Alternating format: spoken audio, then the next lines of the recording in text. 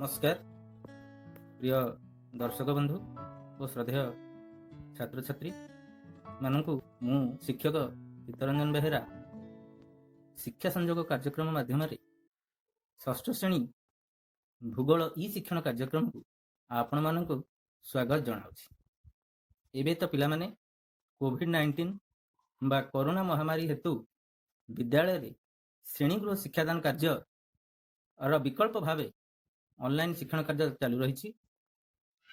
तो तेबे मु आज ये वीडियो रे तुम मानक पई भूगोल शिक्षादान गोटे विषय पृथ्वी और सौरजगत ए विषय रे संक्षिप्त और सरल भाव में बुझाइबा प्रयास करिछि। एहा तुम मानक पई सरल सहज बोधगम्य और उपादेय हेबो बोली आशा करुछि। जो पूर्व कही जे हमर अनेक माने ज्योतिष अच्छा महाकाश विश्व ब्रह्मांड रे अनेक तारका पुंज भी अच्छा केतक नक्षत्र आउ अनेक ज्योतिष को लेकिन गोटे गोटे सिस्टम बा प्रणाली मध्य रही जेमिति कि आमर सौर जगत तेरे तुम ये देखि पारथबो जो चित्रटी करा जायछि ये होची आमर सौर जगत। आमर परिवार परि सूर्यंकर गोटे परिवार अछि एथिरे केंद्र रे सूर्य गोटे नक्षत्र उत्तप्त ज्वलंत पिंड एवं यही नक्षत्र को केंद्र करी तार चतुर्पार्श्व 8टी ग्रह ग्रहाणुपुंज धूमकेतु उल्का ये सब अच्छा आंकु ही नहीं ये सौर परिवार बा सौर जगत गठित। तेरे देख सूर्य ठारू दूरता क्रम बुध शुक्र तापर पृथ्वी मंगल बृहस्पति शनि यूरानस नेपच्यून यही 8टी ग्रह निज निजर कक्षपथ सूर्य को प्रदक्षिण करती सूर्य चारिपटे बुलंती।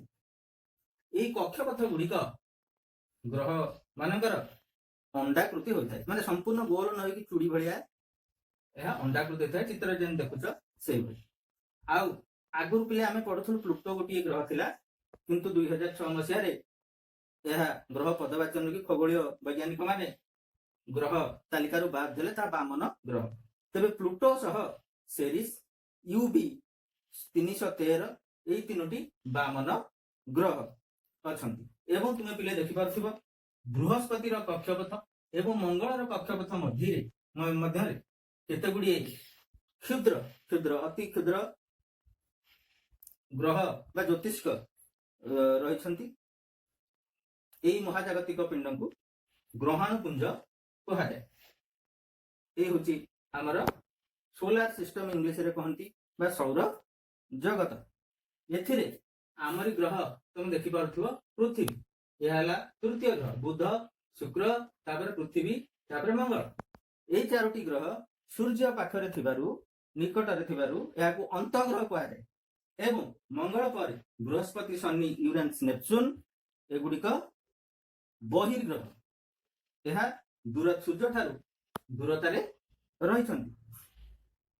तेबे एई सौर जगत रे केंद्र होची सूर्य देखि पारछ।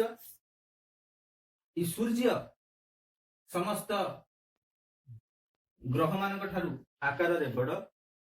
तेबे ए पर्यंत एई 8टी ग्रह मध्य आमे अन्य कौन सी ग्रह रे जीव बास करुथिबार स्थिर निश्चिंत होई पारि नाही।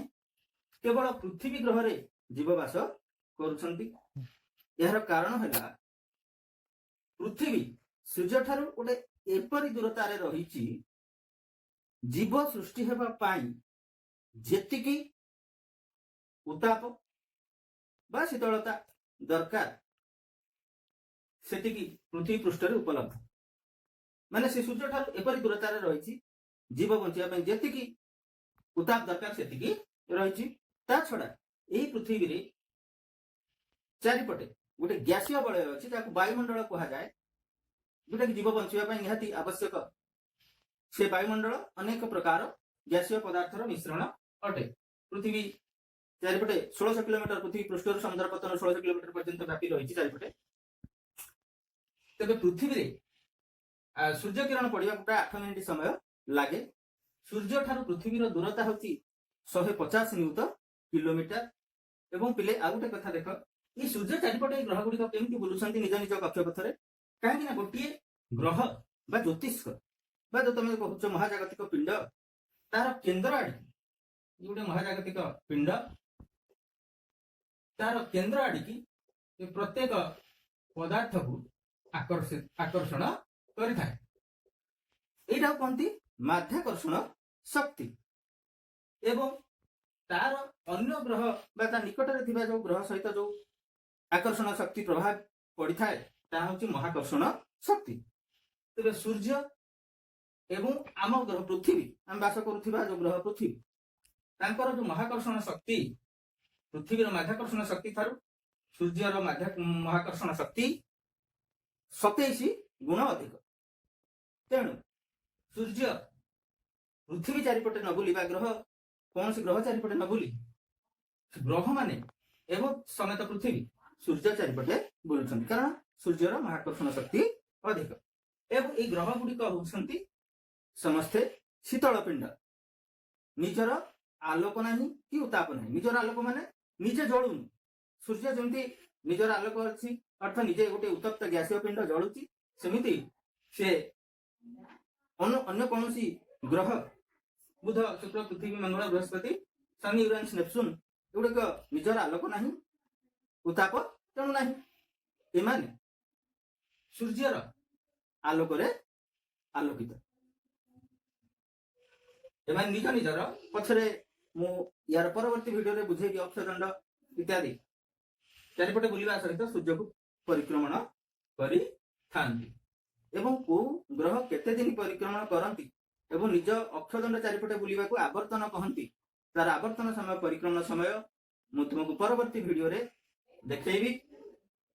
तेबे एतिकी संक्षिप्त भाव में कहबी ए सौर जगत रे ए माने अछंती एवं प्रत्येक ज्योतिष महाजागतिक पिंड विषय आम परवर्ती वीडियो मान तुम देखिपर तार संक्षिप्त विवरण।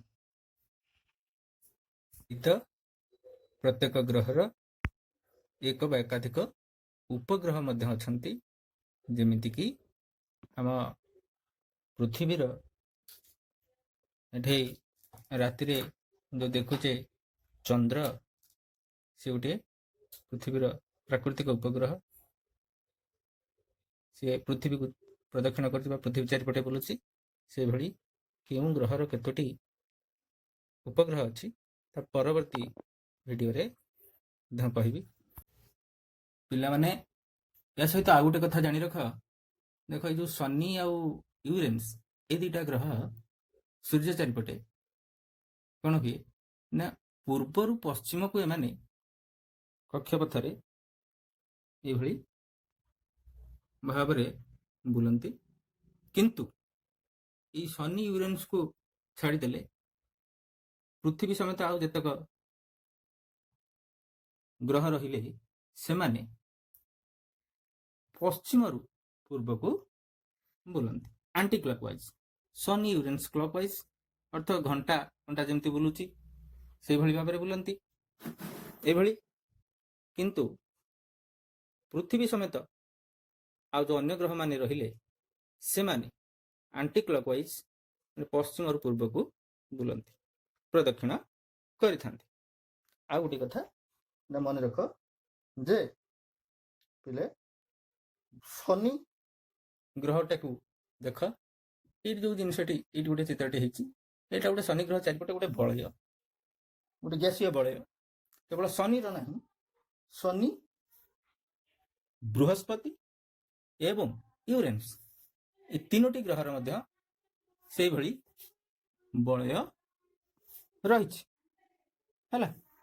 ये तीनोटी ग्रहर बलय रही। तेबे ସଂକ୍ଷିପ୍ତରେ ପୁଣି ପୁନଶ୍ଚ ଏହାକୁ ଆମେ ଏତିକି କହିବା। ସୌରଜଗତ କହିଲେ କ'ଣ ବୁଝ?